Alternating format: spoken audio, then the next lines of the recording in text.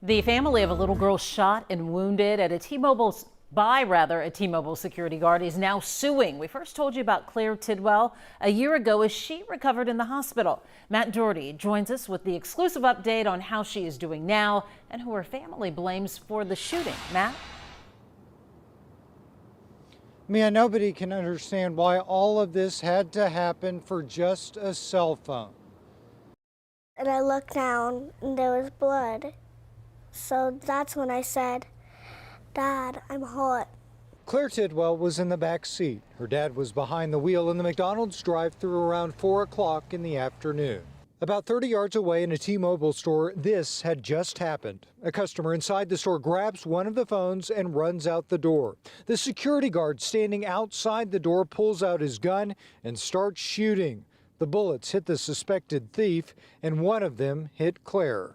She said that, I turned around and I saw blood. I have never seen a case like this with a security guard that acted as a vigilante.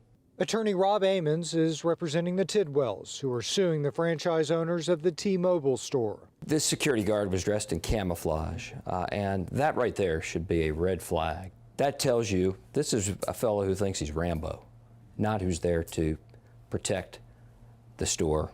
The security guard, Christopher Bradley, has been charged with aggravated assault causing serious bodily injury. He's been released on a $30,000 bond. When, you bought yourself. The bullet that struck Claire was removed from her leg, but in the last year she's had to relearn how to walk. The Tidwells say their son, who has special needs, was traumatized by the shooting. The family and their attorney say they never want anything like this to ever happen to anyone else.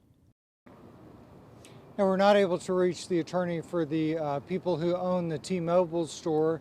The attorney for the family says he is hoping to take this all the way to a jury trial. We're live in downtown, standing for Houston. I'm Matt Doherty, KHE 11 News.